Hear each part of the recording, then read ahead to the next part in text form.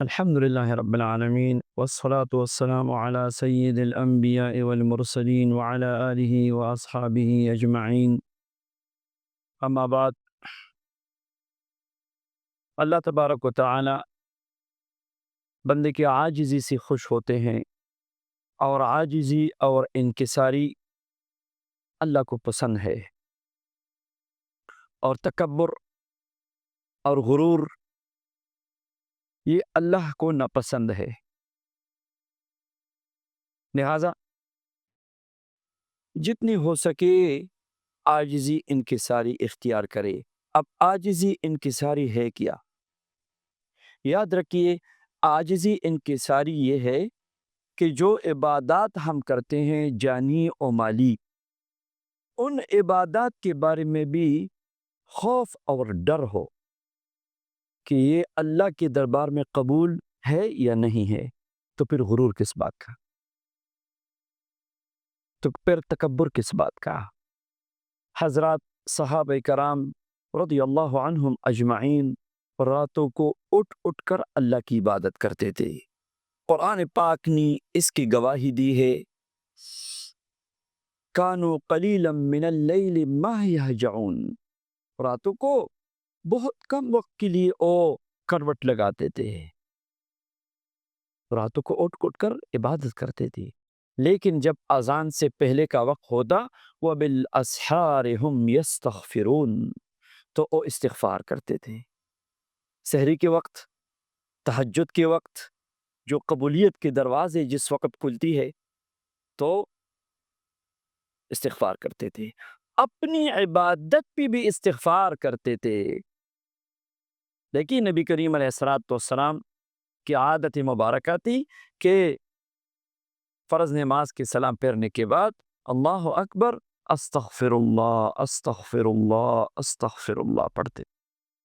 عبادت کر کی بھی استغفار، ساری رات اللہ کے حضور سجدے میں سر رکھ کی بھی استغفار.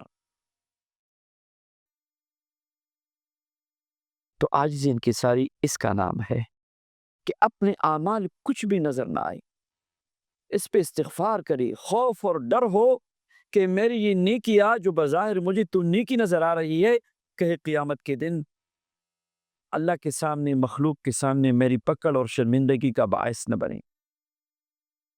ہر بندے کو اپنے سے بہتر جانیے، اپنی عیوب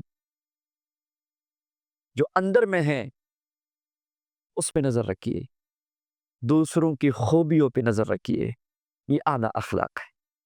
ہر بندے کو اپنے سے بہتر جان.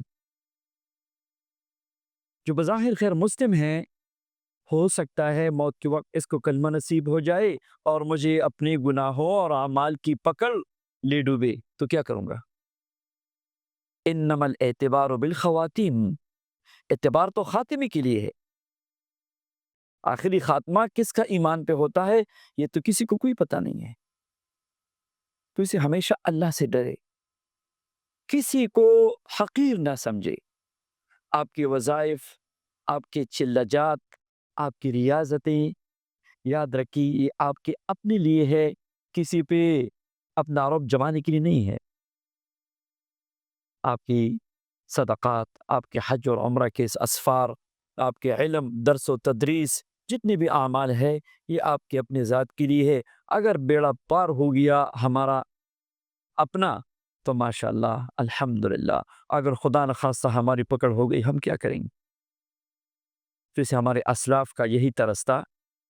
یہ آج کا موضوع اس لیے میں نے شروع کی یہ بات کہ بہت سارے لوگوں جو ہمارے وظائف پڑھتے ہیں، جو چلہ کشی کرتے ہیں، یہ شکایتیں آتی ہیں کہ آپ کے وظیفے سے بد اخلاقی شروع ہو گئی، آپ کے وظیفے سے اور پتہ نہیں اپنے آپ کو کیا کچھ سمجھنے لگا. اور یاد رکھیے، اگر آپ کی باتوں سے، آپ کے اخلاق سے کسی کا دل دکا، آپ کے معاملات سے کسی کو آپ کی بیمانی معلوم ہو گئی، تو پھر یہ وظائف کس کام کے ہے؟ اس لیے مخلوق خدا پہ رحم کرنا، مخلوق خدا کے ساتھ حسن سلوک کرنا، یہ سب سے بڑا عمل اور سب سے بڑا وظیفہ ہے. اگر وظائف پڑھتے پڑھتے اتنی خشکی دماغ میں پیدا ہو گئی ہے کہ بد اخلاقی تک اور بد زبانی تک اور فحشگوئی تک بات آ گئی ہے، تو آپ کے وظائف کسی کام کے نہیں ہیں۔ اس لیے جو ریاضت اور چلہ کشی کی وظائف ہے، وہ لوگ جو ضرور مالش کیا کرے زیتون کے تیل کا سر پہ، پاؤں پہ، ہاتھوں پہ، حصار کا اہتمام کیا کرے۔ حصار پہ مستقل میری ویڈیو موجود ہے، حصار کا اہتمام کیا کرے اور روزانہ صدقہ دیا کرے۔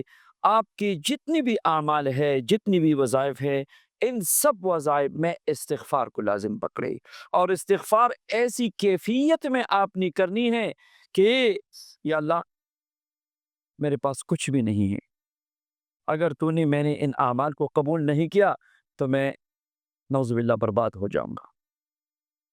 تو اللہ سے گڑ گڑا کے مانگیے کہ آپ اپنے وظائف عملیات کی برکت سے لوگوں کے لیے خیر کا ذریعہ بنیں۔ آپ استغفار کو لازم پکڑیے، مگر استغفار صرف زبان سے نہیں، آپ دل سے بھی استغفار پڑھ لیجیے۔ آپ دل سے بھی اپنے آپ کو ملامت کیجیے، اپنے عیوب کو سامنے رکھ کر اپنے وظائف پڑھیے، انشاءاللہ یہ قبولیت کی علامت ہوگی۔ اللہ تبارک و تعالی ہمیں اعلیٰ اخلاق نصیب فرمائے، آمین یا رب العالمین۔